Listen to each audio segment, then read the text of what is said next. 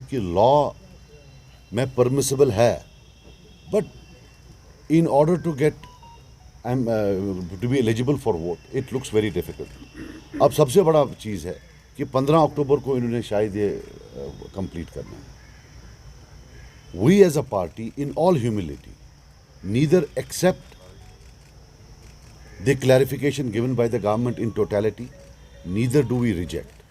Not that कि सरकार कोई हमारी एक्सेप्टेंस के लिए वेट कर रही है. We know the current administration here or in Delhi does not hold political parties of J&K in very high esteem. In fact, they always display contempt and disdain for them. So वो नहीं है, लेकिन हमें अपने लोगों की तरफ देखना है और हमें लगता है कि the final test is on 15th of October जब ये होगा. अगर हम अशरफ साहब की बात माने तो 15 अक्टूबर तक, 1 अक्टूबर तक इतने ह्यूज नंबर्स में लोग बाहर से लाकर डालना नामुमकिन है जब तक कि सरकार न करे. So it is not the law which is a threat to us, it is not the law of which we are scared, we are scared of those who are implementing the law. On test here is the intentions of those who are as on date running the state here or from the union government. We will wait, we will see what they do. So I repeat, we neither totally accept them nor reject them. Agar hame laga, so what we have thought in our humble capacity, we all of us will go. Agar aisa hua, we will sit on a hunger strike in front of the Parliament of India. And every constitutional, because this war cannot be fought here, this battle cannot be fought here in J&K. इधर से कोई चीज़ नहीं होने वाला है.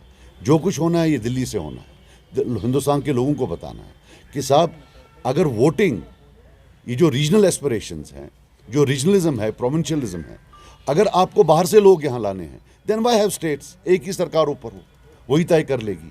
The whole idea of states is कि states की अपनी एस्पिरेशंस होती हैं, स्टेट्स के अपने ऑब्जेक्टिव्स होते हैं. अब अगर आप उसमें भी बाकी स्टेट्स के लोगों को लाएंगे, so then what is left?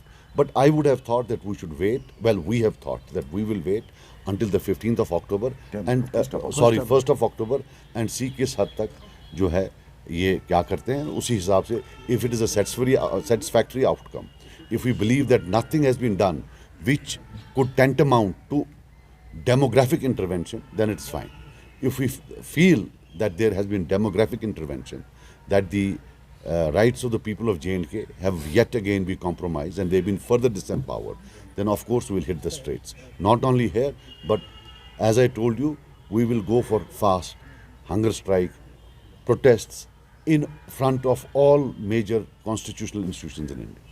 That's withdraw किया गया है मैट को, और अब ये नई कंट्रोवर्सी जिसका अभी आपने जिक्र किया कि नॉन लोकल वोटर्स की एनरोलमेंट, क्या आप समझते हैं कि इस तरीके के मूव्स और इस तरीके के जो लॉज यहाँ पर अभी तक 5 अगस्त के बाद देखने को मिले, ये पहले से जो एप्रीहेंशन था डेमोग्राफिक चेंज का, ये अब कुछ हकीकत में तब्दील हो रहा है? I think 15 अक्टूबर को we will know.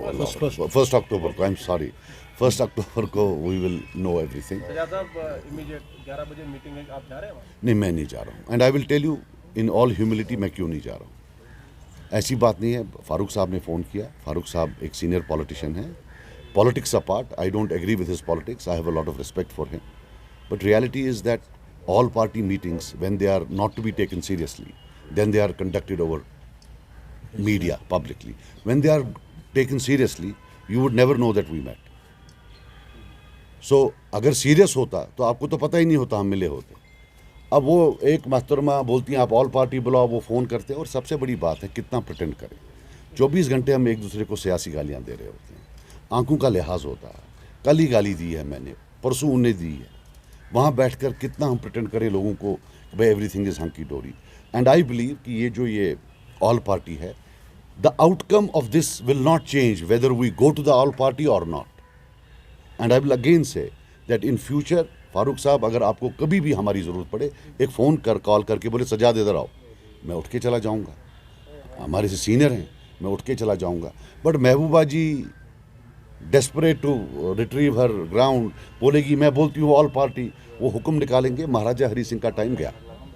If you have to do something serious, यहाँ हमने PhD बनाई, आप लोगों को क्या पता चली? Because it was done without the gaze of media. So अगर आप under the gaze of media कोई चीज़ कर लेते हैं, then it loses its relevance. That means it's point scoring. I don't want to be any point scorer, नपियर अंजस नपियर मंजस, न मैं इसकी जो जाएगा मैं वो भी वेलकम करता हूँ, जो मेरी तरह यहाँ बैठेगा मैं वैसे भी वेलकम करता हूँ. हाँ, if something concrete comes which we feel it is good, then we will also support them. If they feel, God forbid, Allah ना करे, अगर 1 अक्टूबर को कोई गलत खबर आई, अगर हम जाते हैं वहाँ तो वो भी हमको फॉलो करे, हम भी सब बैठते हैं. So this is something practical. अच्छा ठीक है. Thank you. फिर इलेक्शन कमीशन ऑफ इंडिया ने ये जजमेंट जो है ये चैलेंज की सुप्रीम कोर्ट में, और सुप्रीम कोर्ट ने ये अपहोल्ड किया. उन्होंने कहा ये वहाँ भी इलेक्शन कमीशन में, आई मस्ट टेल यू, उन्होंने एक्सेप्ट किया कि that this is the correct appreciation of law. So this the appeal of the election commission was dismissed and the judgement of this Guwahati high court was upheld. इसलिए जो ordinary resident है, ये समझ लीजिए कि कोई आएगा 1 महीने के लिए, 2 साल के लिए, 1 साल के लिए, स्टूडेंट आएगा, कोई लेबरर आएगा यहाँ, या उन्होंने आर्मड फोर्स की बात की, वो नहीं है, ऐसा नहीं है, वो नहीं बन सकते हैं. It is not permissible under law. Law is very clear on that he must be a permanent and habitual resident of the area for a, वहाँ लिखा है for a considerable period of time. Considerable period of time 1 साल 2 साल नहीं है, या कुछ महीने नहीं है. नंबर 1. नंबर 2, उन्होंने कहा आर्मड फोर्स की बात. जहाँ तक आर्मड फोर्स की बात है, लॉ में ही सेक्शन 20 में ही बिल्कुल क्लियर कट लिखा है कि उनका कोई चॉइस नहीं है आर्मड फोर्स के लिए. सेक्शन 20 जो सब सेक्शन 3 है, ये मैं पढ़ूंगा. इसमें लिखा है any person having a service qualification. अब सर्विस क्वालिफिकेशन क्या है, वो सब सेक्शन 8 में डिफाइन है. सर्विस क्वालिफिकेशन मीन्स एक ये है being a member of the armed force of the union of India. Number 2, being a member of force to which provisions of army act applies. Number 3, being a member of an armed force of the state who is serving outside that state, and being a person who is employed under government of India in a post outside. So ये जो 4 categories हैं, armed forces और other forces and state forces who are posted outside, ये service qualification है. तो sub section 3 बोलता है any person having service qualification shall be deemed. उनका कोई चॉइस नहीं है कि वो चेंज करते फिरेंगे आप एक जगह से दूसरी जगह पोस्टिंग के हिसाब से. They are deemed by law, by force of law, to be ordinary resident in the constituency in which but for is having such service qualification he would have been ordinarily resident on that day. So जहाँ के वो हैं, वो वहाँ के ही ordinarily resident तस्वर किए जाएंगे irrespective of their posting. So there is no question of inclusion of armed forces in this definition of this ordinarily resident. यहाँ जो election commission chief electoral officer साहब ने कहा, अब उन्होंने क्यों कहा आई डोंट नो, उन्होंने क्यों क्या कहा, कोई मिसकंसेप्शन को हुई, लेकिन फॉर्चुनेटली बाद में एक क्लैरिफिकेशन सामने आ गई. क्लैरिफिकेशन में उन्होंने ये बात बिल्कुल नहीं की है, न आर्मड फोर्स की बात है, न स्टूडेंट्स की बात है, कैसे बनेगा गवर्नर, कैसे बनेगा यहाँ इलेक्शन स्टेट लेजिस्लेचर के कैसे होंगे, किस तरह होंगे, वो हमें अपना कॉन्स्टिट्यूशन गवर्न करता था. कॉन्स्टिट्यूशन ऑफ इंडिया के प्रोविजंस अप्लाई नहीं होते थे. तो हमारे लेजिस्लेचर ने एक कानून बनाया था, Jammu and Kashmir representation of people act 1957. उसके तहत जो एलिजिबिलिटी थी वो ये थी कि one must be 18 years of age and second that he must be a permanent resident of the state.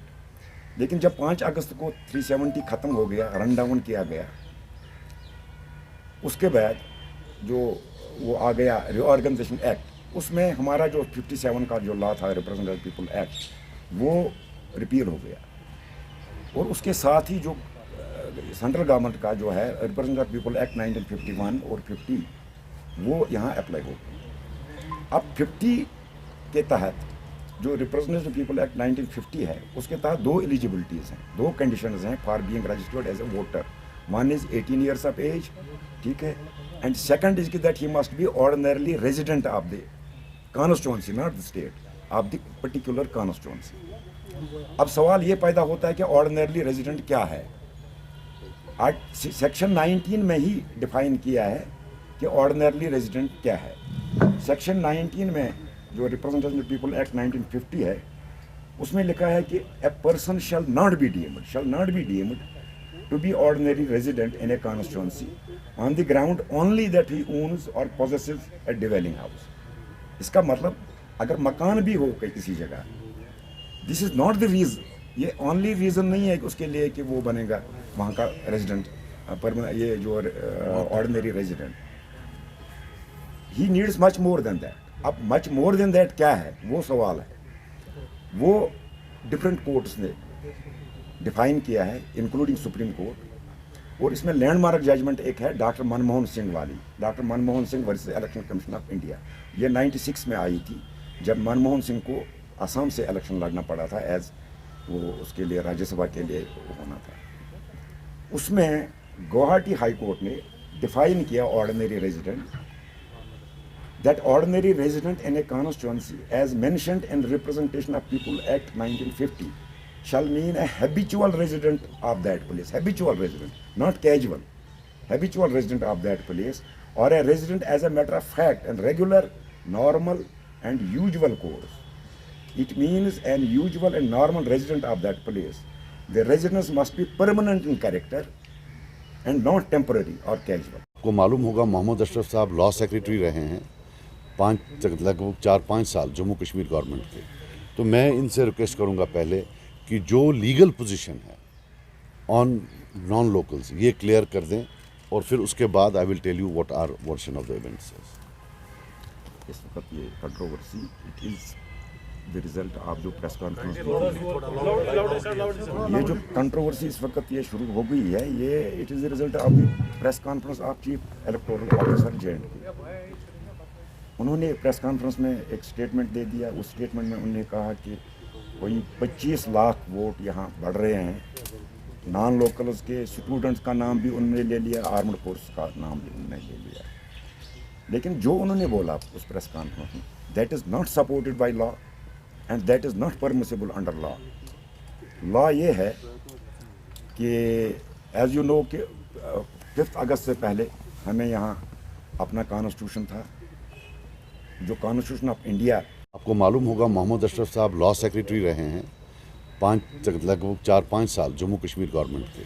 तो मैं इनसे रिक्वेस्ट करूंगा पहले कि जो लीगल पोजीशन है ऑन नॉन लोकल्स ये क्लियर कर दें, और फिर उसके बाद I will tell you what are version of the events. इस वक्त ये controversy it is the result of जो प्रेस कॉन्फ्रेंस,